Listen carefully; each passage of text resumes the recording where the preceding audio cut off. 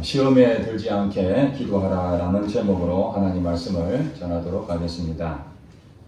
오늘 현대에 사는 우리들은 필수품이 있다면 그것이 바로 핸드폰일 것입니다. 스마트폰은 우리 인류사에 굉장히 많은 유익한 것을 가져다 준 것이 틀림없습니다. 그러나 이 핸드폰, 이 스마트폰에 대한 우리가 너무 많은 중독이라 그럴까요?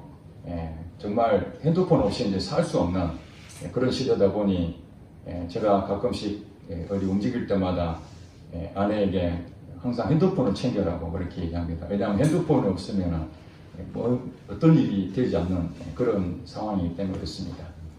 핸드폰의 가장 기본이 무엇입니까? 전화죠, 전화. 전화가 우선입니다. 그리고 거기에 딸린 부가적인 서비스가 카메라를 찍는다든지 동영상을 시청한다든지 검색을 한다든지 다양한 그런 기능들이 핸드폰에 되어 있습니다. 우리 신앙생활도 마찬가지입니다. 신앙생활도 기본이 있는데 그 기본은 하나님과의 관계입니다. 우리 신앙생활은 무엇인가? 우리가 예수를 왜 믿는가 하는 것에 우리 성도들이 많이 고민을 합니다. 믿는다는 게 무엇인가? 사실은 예배 드리는 것인가? 아니면 전도하는 것인가? 아니면 교회에 봉사하는 것인지? 아니면 천국 가는 것인지? 여러 가지 얘기를 할 수 있는데 신앙생활의 아주 중심적인 핵심은 바로 하나님과의 관계입니다. 그 하나님의 관계에 빠질 수 없는 것이 두 가지죠. 말씀과 기도입니다. 하나님은 말씀을 통해서 우리에게 전달하시고 또 우리 기도를 통해서 하나님은 교제하시는 것입니다. 우리 기도라는 것은 여러분들이 너무 많이 들었기 때문에 제가 아마 설교 가운데서도 상당한 많은 비중을 이 기도에 했을 것입니다. 그리고 기도의 중요성에 대해서 여러분들은 모르는 사람 아무도 없습니다. 기도를 어떻게 해야 되는지 모르는 사람 없습니다. 기도가 무엇인지 모르는 사람 아무도 없습니다. 그런데도 불구하고 여전히 하나님께서는 우리에게 오늘도 기도하라는 말씀을 주고 계십니다. 왜 그럴까요? 가장 기본인데도 그것이 잘 안 된다는 것이죠. 하나님과의 관계가 신앙생활의 가장 기본입니다. 그런데 하나님과의 관계에 대한 부분의 기본인데도 불구하고 그걸 잊어버리고 그 외의 것에 우리가 신앙생활 한다 하면서도 다른 것에 더 마음이 더 가 있을 수가 있다는 것입니다. 기도도 사실은 지난 시간에 말씀드렸지만 염려거리가 생겼을 때 하나님은 기도하라 그렇게 말씀하셨습니다. 그것이 바로 염려가 있을 때에 하나님을 믿고 기도 자리에 나오게 만드시는 것이죠. 하나님 응답하십니다. 그 문제를 해결해 주시고 염려거리를 다 지워 주십니다. 그런데 우리가 이 기도라는 것을 하나님과의 관계가 기본이라는 것을 망각하고 나의 문제를 해결해 주는 하나의 도구로 기도를 생각한다면 우리는 이 기도에 대해서 큰 오해를 하고 있습니다. 하나님은 우리에게 염려를 주는 것은 기도하라고 하시는 것이겠죠. 염려를 준다는 얘기는 내 힘으로 안 된다는 것입니다. 그때에 비로소 하나님을 의지하게 되고 하나님 도와주세요. 이렇게 기도의 자리로 끈을 연결해 나가는 그 첫 번째 도구가 뭐냐면 우리에게 염려거리를 주는 것입니다. 그러나 그 염려로 해결됐다고 해서 우리는 어떻게 됩니까? 다시 옛날로 돌아가잖아요. 문제가 해결되면은 대부분 다 옛날로 일상으로 돌아가 버립니다. 하나님과 관계를 전혀 없이 자기가 원하는 대로 결정하고 판단하고 그리고 실수하고 그러다가 또 어려움이 생기면 다시 하나님 앞에 찾아와서 문제 해결을 해달라는 것이죠. 이것이 계속 반복되고 있는데 그것은 전혀 신앙생활을 어떻게 말하면은 반쪽짜리도 안 되는 신앙생활을 하고 있는 것입니다.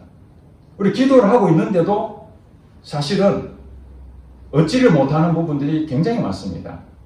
왜 기도를 하는데 여러분들이 어떤 기도에 대해서 그렇게 간절하지 않을까요? 그것은 여러 가지 이유가 있습니다만은 우리 기도는 하지만은 그 기도가 형식적인 기도가 대부분입니다. 우리 종교생활 하듯이 습관적으로 이렇게 기도하는데 그 습관이라는 부분은 굉장히 중요한 거예요. 오늘 본문에 아주 중요한 내용이 습관입니다. 그런데 그 습관이라는 것이 종교생활로 습관을 해버리는 경우가 굉장히 많습니다. 제가 예전에 어느 장로님하고 대화를 했는데 그분이 새벽 기도를 수십 년 동안 한 번도 안 빠지고 기도를 오랫동안 해왔다는 거예요. 그랬는데 한 전도사가 그 장로님에게 그런 얘기 했습니다. 장로님, 새벽 기도에 몇 시간 기도합니까? 그렇게 질문했습니다. 그 장로님이 당황해서 새벽 기도할 때 보통 10분에서 20분 한다는 거예요. 그리고 운동하러 간다는 겁니다. 그럼 다른 시간에 기도한 적이 있습니까? 기도한 적이 없다는 거예요. 새벽에 그냥 10분, 20분 정도 매일 기도는 습관적으로 하고 있지만은 그 다른 시간을 한 적이 없다는 거예요. 그러자 이 전도사가 하는 얘기가 본인은 기도를 7시간 한다는 거예요. 그러면서 장로라는 사람이 어떻게 기도를 하루에 10분, 20분 해가지고 장로를 할 수 있습니까? 그러고 막 나무랬습니다. 사실 전도사는 젊은 전도사고 연세 드신 장로님한테 그런 말 하면 안 되는 것이죠. 둘 다 기도를 했습니까? 안 했습니까? 둘 다 기도했습니다. 한 분은 기도를 짧게라도 그렇게 끊임없이 한 번도 빠지지 않고 새벽 기도를 열심히 했습니다. 나중에 그 전도사의 그 말 듣고 나중에 이 장로님이 그런 마음을 고백했습니다. 그 전도사 말이 맞다. 내가 기도는 했지만은 형식적인 기도에 불과했을 뿐이다.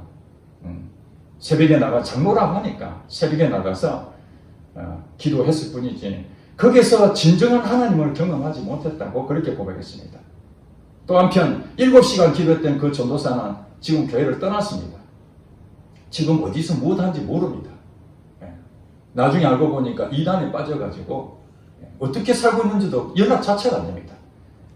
학교 수업 시간에도 기도한다고 수업도 빠져먹고 교수들한테 관계를 서로 싸우고 기도를 했다면 그렇게 나올 수가 없잖아요. 다른 사람들이 몇 시간 하니까 나도 정말 하나님한테 인정받기 위해서 열심히 해야 되겠다 해서 하루에 몇 시간씩 그렇게 기도하지만은 교만한 마음이 드는 변화가 없는 거죠. 또 한편으로는 기도를 오랫동안 했지만은 기도의 시간이 10분, 20분 그 무슨 기도 했겠습니까? 우리 가족을 위해서, 내 건강을 위해서, 내 필요한 것을 위해서 그 이상의 것을 어떻게 기도가 됐겠습니까? 여러분 기도해 보신 분 알 겁니다. 하나님의 나라와 의를 위해서 기도하면요 10분, 20분 갖고 모자랍니다. 왜냐하면 하나님 마음이 그 영혼에 부어지는데 그 영혼을 살리기 위한 그 하나님의 뜨거운 마음이 있는데 어떻게 10분, 20분으로 그 기도를 멈출 수가 있겠습니까? 때로는 몸이 힘들어서 10분, 20분도 못할 때가 있습니다. 때로는 기도한다고 하지만 잠이 와서 졸릴 수도 있습니다.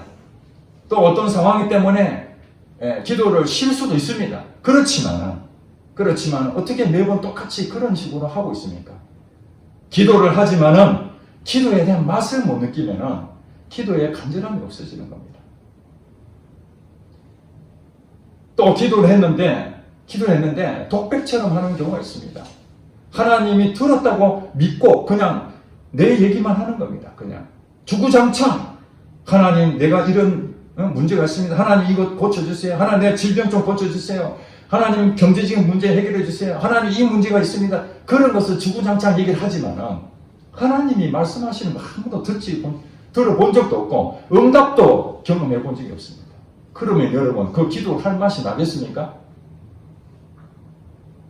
어느 권사님이 그러더라고요.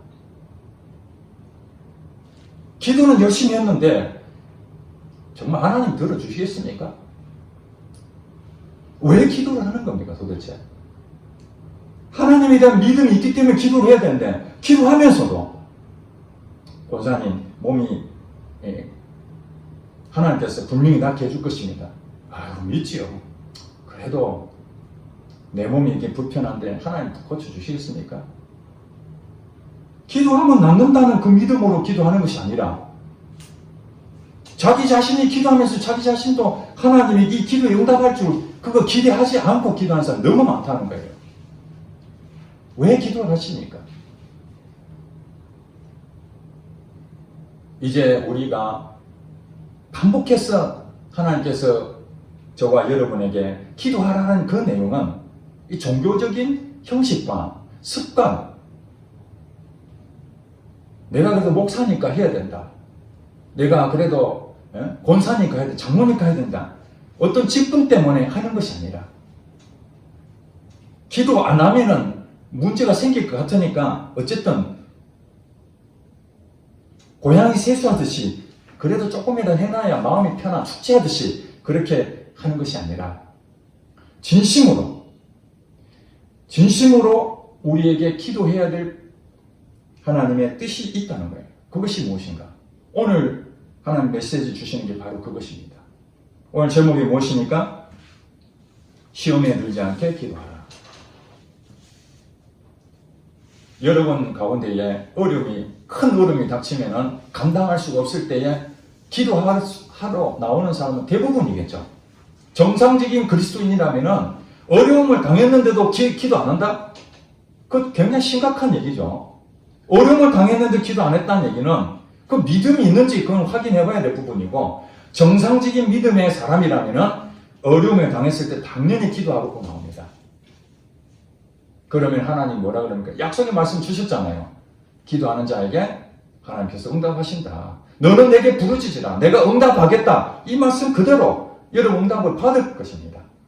그러니까 여러분 기도할 때 어떤 마음을 가져야 됩니까? 하나님 반드시 해결해 주실 거면 그건 믿어야 되는 것이죠.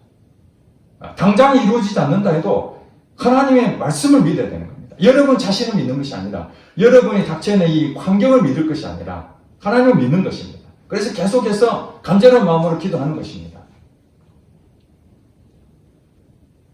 그렇게 믿음으로 나를 믿는 것이 아니라 하나님 믿고 기도를 하게 되면 하나님 역사를 하시는 것이죠. 자, 그랬는데 오늘 본문 내용에 보면은 예수님이 십자가에 달려 돌아가실 수밖에 없는 그 상황이 왔습니다. 이게 때가 이러는 거예요. 여러분 잘 아시잖아요. 예수님 왜 십자가에 달려서 돌아가십니까? 그게 개죽음입니까? 아니잖아요. 우리의 죄를 위해서 예수님 십자가에 달려 돌아가셔야 되는 것이 예수님 사명이기 때문에 예수님은 하나님 말씀대로 순종하여 십자가에 지금 가는 거예요. 그래서 제자들에게 오늘 본문 하기 전에 이렇게 얘기하면, 제자들 오늘 밤 너희가 다 나를 버릴 것이다.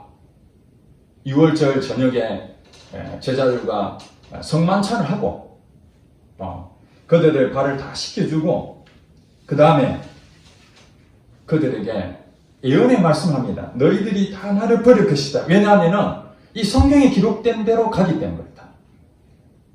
내가 목자를 치리니 양의 떼가 흩어지리라 하였느니라. 이렇게 말씀하시고 내가 그러나 다시 살아날 것이다. 이거 예언을 말씀하셨어요. 그때에 26장 33절에 보니까 베드로가 대답하여 이르되 모두 주를 버릴지라도 나는 결코 버리지 않겠나이다. 베드로의 이 고백이 대단하죠. 모두 주를 버릴지라도 난 절대로 예수님을 배신하지 않겠습니다. 이거 얼마나 중대한 결단입니까? 제자들이 다 버린다 할지라도 자기는 끝까지 예수님 지키겠다, 그 얘기 아닙니까? 너희들이 다 떠나갈 것이다 라는 부분에서 반박하는 것이죠. 자신있게 말했습니다. 칭찬받아야 되는 그런 내용인데도 불구하고 34절에 예수님께서는 의에 대답하십니다. 예수께서 이르시되 내가 진실로 내게 이르노니 오늘 밤 닭 울기 전에 너가 3번 나를 부인하리라. 3번이나 배신한다는 겁니다. 예수님 나 모른다 이렇게 부인했다는 거예요. 앞으로 되어질 일입니다. 이게 멀리 있는 몇 달 뒤도 아닙니다. 바로 그날입니다. 바로 그날. 베드로가 나는 절대로 버리지 않겠습니다. 그렇게 고백했는데 예수님께서 아니다. 너가 닭 울기 전에 3번 나를 부인할 것이다. 바로 앞에 있는 상황을 미리 예언해 주신 거예요. 그러면은 베드로가 어떤 마음을 가져야 됩니까? 예수님 말씀하셨으니까 주님 제가 이렇게 결단했지만은 그래도 주님께서 이런 말씀하셨다니 두렵습니다. 제가 어떻게 하면은 예수님을 부인하지 않고 그것을 견뎌낼 수 있을까요? 이렇게 질문해 맞는 것이죠. 그렇죠? 그런데 베드로는 또 다시 이런 얘기합니다. 35절에 보니까 베드로가 이르되 내가 주와 함께 죽을지언정 주를 부인하지 않겠나이다. 이렇게 얘기하니까 다른 제자들도 가만 안 있습니다. 예수님에 대한 충성심을 보입니다. 모든 제자도 그와 같이 말하니라. 가룟 유다 빼놓고 11제자는 모두 예수님이 죽는다면 같이 죽겠다. 절대로 부인하지 않겠다. 이렇게 더 확신에 찬 얘기를 하고 있습니다. 지금 하나님이 말씀하시는데 말씀대로 예수님은 십자가 달려 가시잖아요. 지금 목자를 치리니 다 흩어진다고 그 말씀대로 순종해 가는데 이 제자들은 오히려 영안이 닫혀가지고 예수님 말씀하시는 것을 오히려 반대적인 얘기하는 거예요.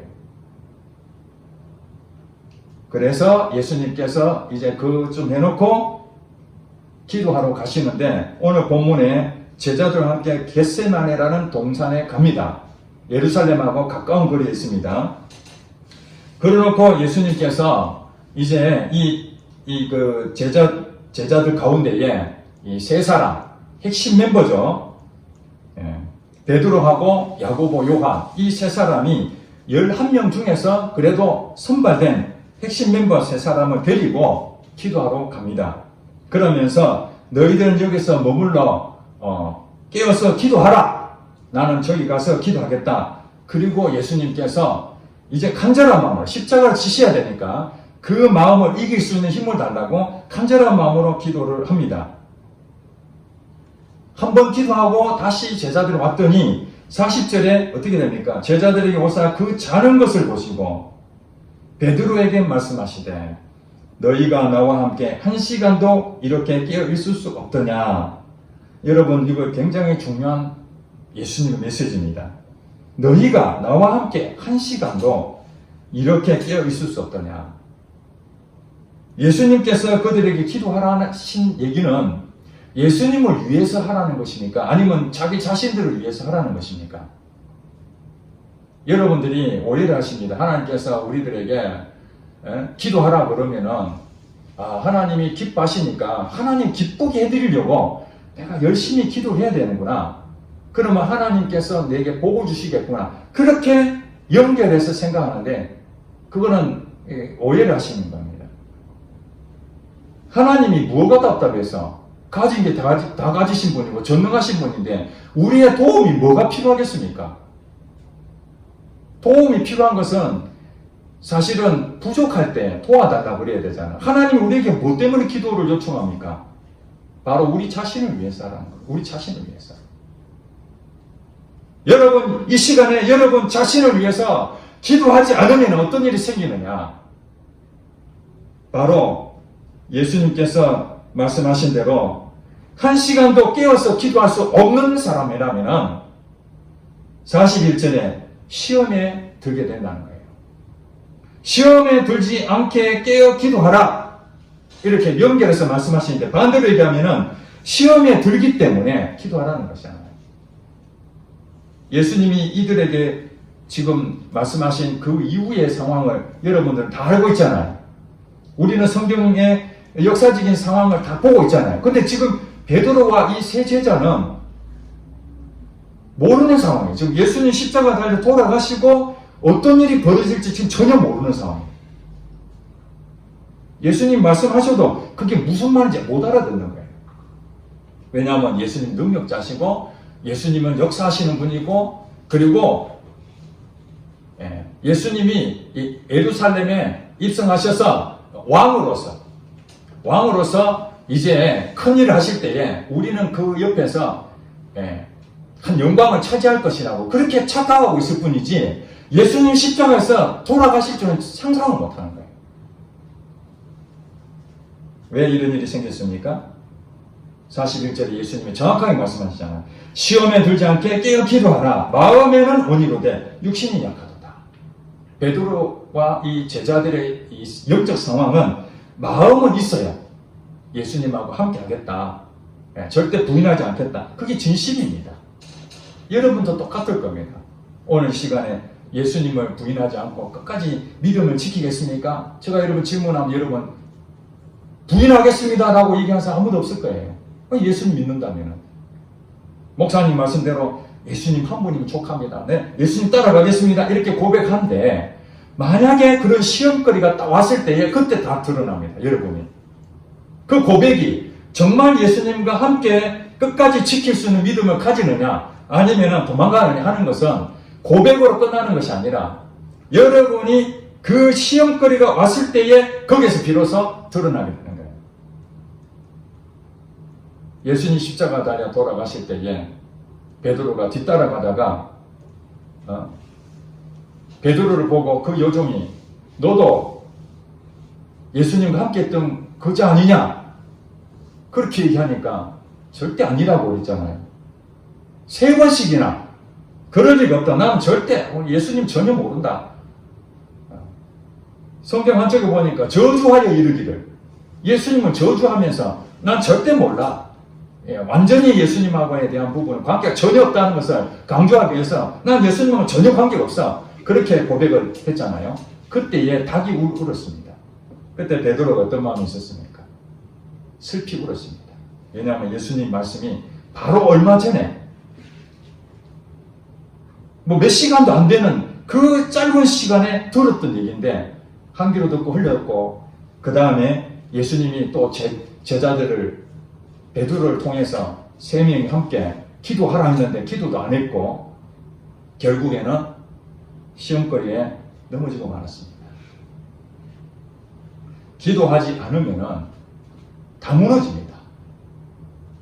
여러분 쌓았던 거 있습니까? 지위도 높아졌고 물질도 많이 풍족해졌고 건강하고 자식도 잘 되고 이만하면 살만하다.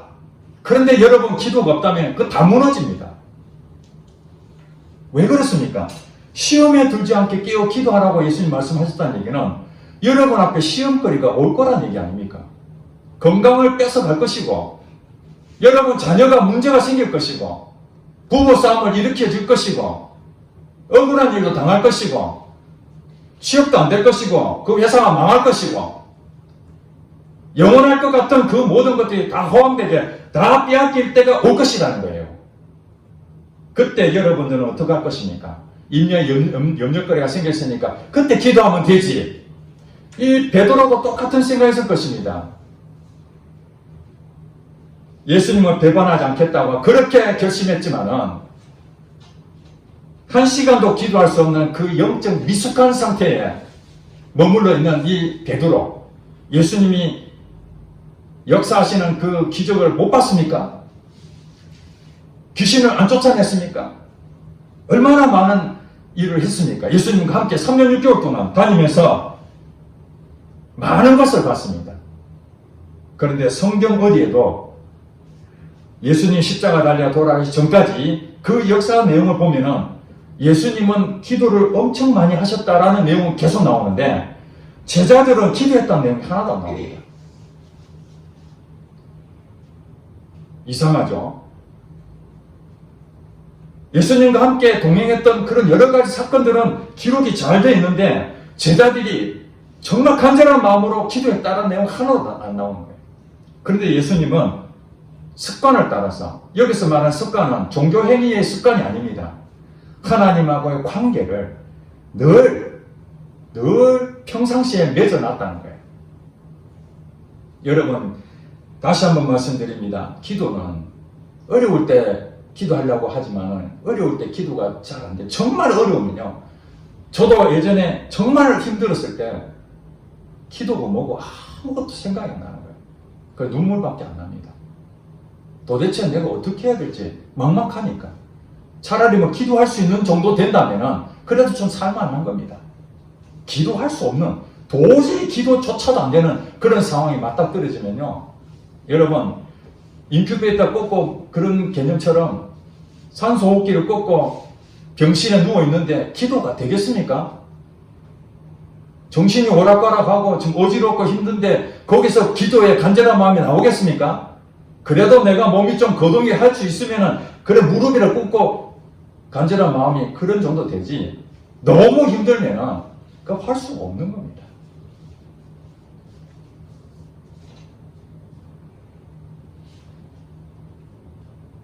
기도를 하지 않으면은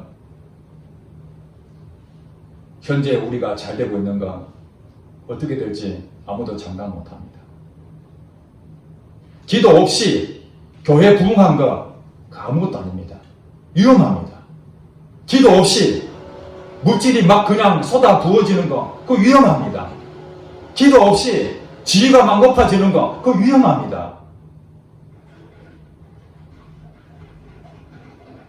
반대로 기도를 정말 하나님하고 깊은 관계에 그 사귐을 통해서 하나님만 바라보며 기도했던 사람이 지금 현재 안 되고 있다 해서 그건 전혀 위험하지 않습니다.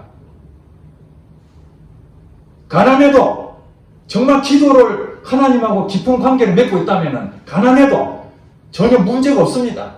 자녀가 어려워도 문제가 없습니다. 몸이 아파도 아무 문제가 안 생깁니다. 부부싸움을 해도 다 이겨낼 수 있습니다. 왜 그렇습니까?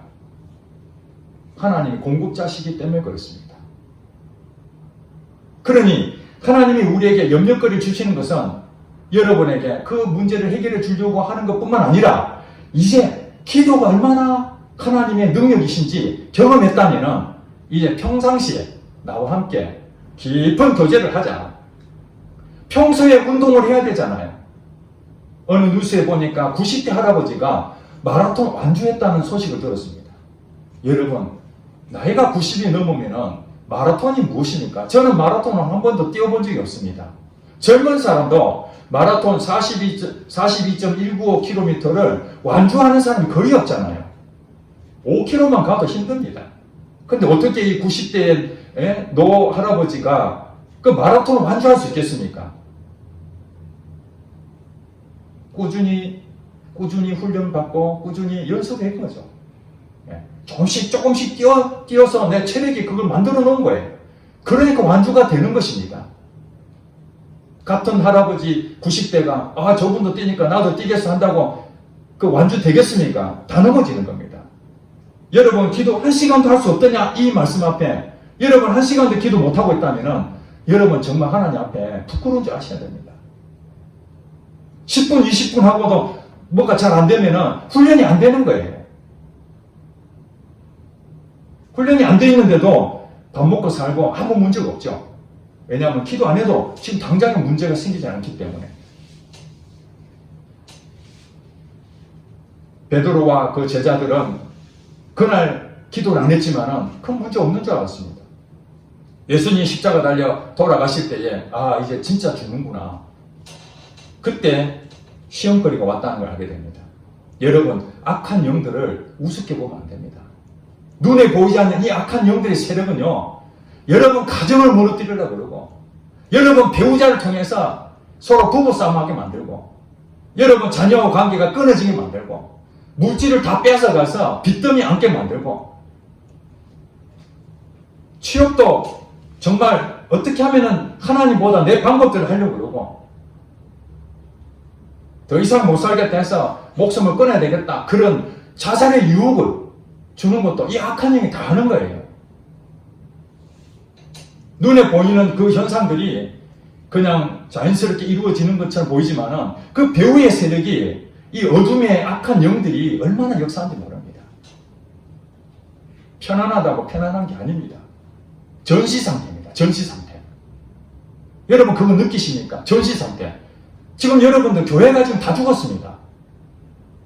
목회자와 이 중직자들이 전부 다 무너져서 생명이 없어요. 성도들이 지금 궁핍해서 말씀은 넘쳐나는데 그 말씀이 죽어있는 말씀이니까 생명이 없어. 기도도 안 돼. 기도원도 지금 다 문 닫고 있습니다. 여러분 가보세요. 저도 기도원에 가보면요. 몇 명 앉아서 기도하고 있습니다. 예전에 5,000명, 10,000명씩 모여서 그 시절은 불과 몇십 년 전 얘기입니다. 전설처럼 이어지고 있습니다. 이제 기도하자 하면 기도도 안 가고요. 부흥집회 한다면 부흥집회도 안 옵니다. 예전에는 이웃 교회에서 부흥집회 했으면 그 소문 듣고 그거 가서 은혜 받으려고 어떻게든 은혜 받으려고 하는 그 사모하는 마음이 있었어요. 그 어디서 나옵니까? 기도로 나오는 거예요. 기도. 사모하는 마음이 있다는 것은 그 사람 기도하고 있는 거예요. 중국의 지하교회 그 사람들 한 1억 명 정도 된다는데 그 사람들은 예배 가운데에 순식간에 공안 당국이 경찰들이 들어오면 도망치든지 잡혀 감옥에 들어가야 됩니다. 나는 예수를 안 믿는다면 편안하게 살 수 있는데 굳이 예배를 드리는 그 자리에서 경찰에 끌려갈 걸 알면서도 숨어서 그 예배 드리는데 그 사람들이 어떻게 그것을 이겨낼 수 있겠습니까? 기도하지 않고 이겨낼 수 있겠습니까?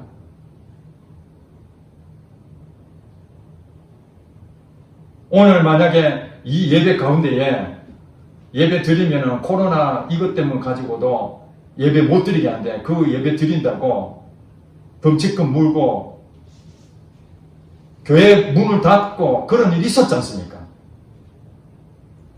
코로나 갖고도 그 정도인데 종교를 핍박하는 그런 공산 정권이나 이슬람 그쪽에서는 예배조차 못 드리는데 어떻게 살아남을 수 있겠냐고요. 어려움이 생기면 그때 기도한다고요? 그분들이 어려움이 늘 생기는데 시험거리가 늘 있는데요. 시험에 들지 않기 위해서 매일 조금씩 5분, 10분, 그 다음에 15분, 30분, 1시간, 어떤 사람 2시간, 어떤 사람 3시간, 그 지경이 자꾸 넓어지면 넓어질수록 그 사람은 믿음은 점점 커지게 되고, 이제 시험거리 오더라도 시험 준비를 다 잘한 사람들은 시험 치기를 기다리잖아요. 그런데 시험 준비를 안 한 사람들은 시험이 다가올수록 불안하잖아요. 준비한 것이 없으니까. 이 기도가 그렇다는 거예요. 기도는 어떤 행위가 아닙니다. 종교적인 어떤 행위로 하나님이 나한테 복을 주시겠지, 이 개념으로 접근하면은 절대로 신앙생활 여러분 이겨낼 수가 없습니다.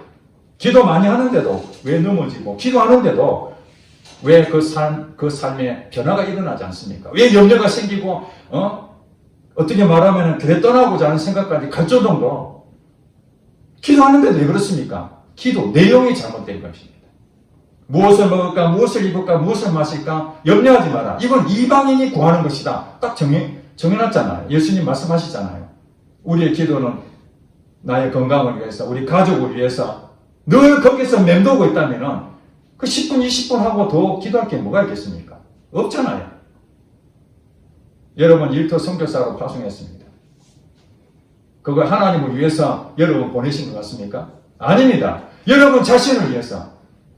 하나님이 여러분 사명을 주셨다는 건, 직분을 주셨다는 것은 하나님이 여러분에게 보상해 주시려고. 거기에서 하나님의 놀라운 능력이 나타날 때 여러분도 보상이 있다니까요.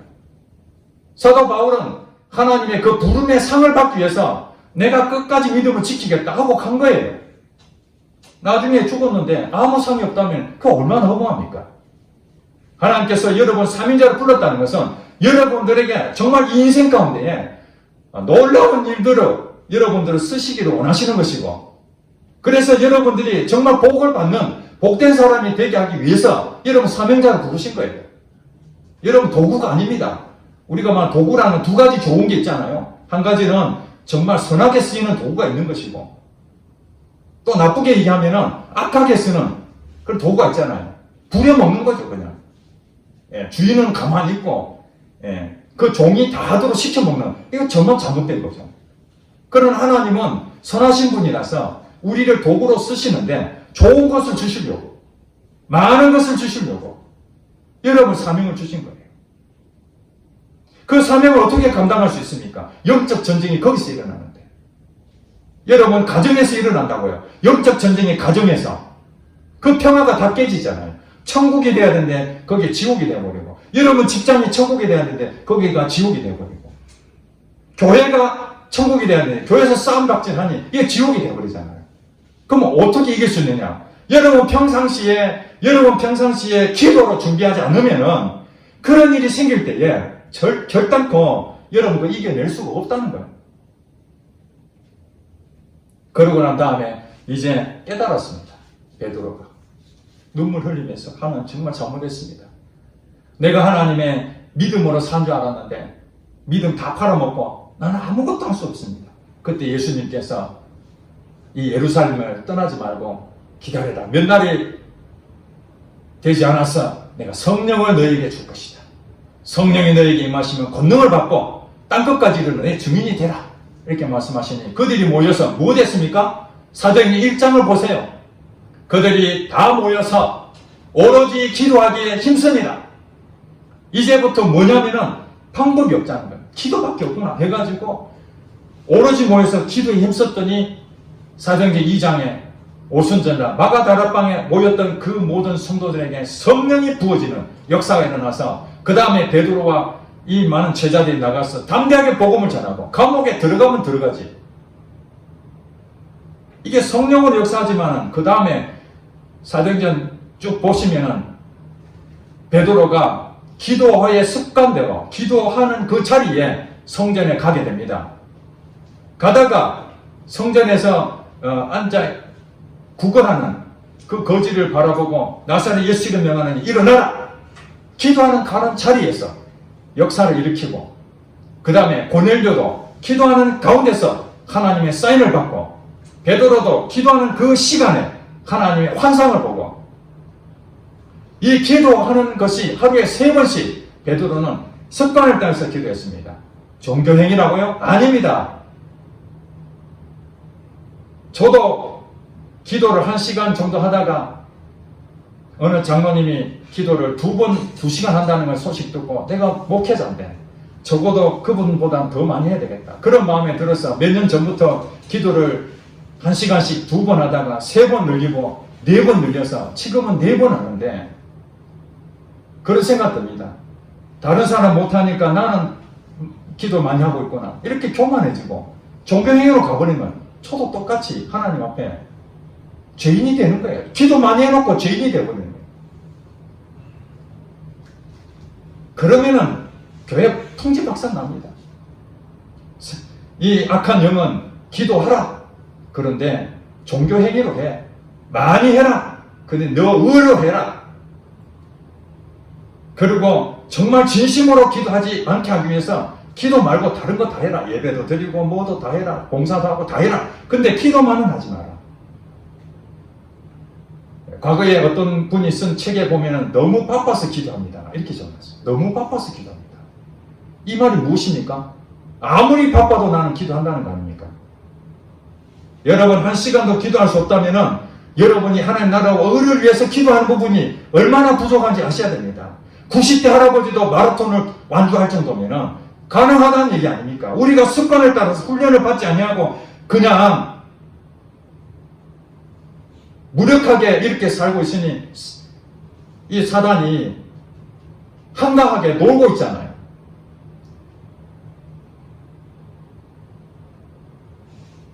하나님께서는 저와 우리 성도 모두에게 기도의 용사가 되길 원하십니다. 이제 하나님께서 일을 하시기를 원하십니다. 그 하시기 위해서 여러분 기도하라는데 기도 안 한다면 이 중에 많은 사람이 탈락할 수 있습니다. 믿음을 다 팔아먹고 떠나버릴 수도 있다는 얘기입니다. 여러분 자신할 수 없다는 거예요. 그러나 여러분이 정말 주님과 함께 계속 사귐을 가지고 그 기도하는 가운데에 분명하게 붙잡혀 있다면 여러분 절대 믿음을 잃어버릴 수 없고 하나님이 여러분 반드시 쓰실 것이고 여러분이 가지고 있는 모든 문제를 하나님 해결해 주실 것입니다. 하나님 그 이상의 것을 여러분에게 주시고자 원하신다는 사실을 여러분 명심하시고 기도의 용사 되시길 주의 이름으로 축복합니다.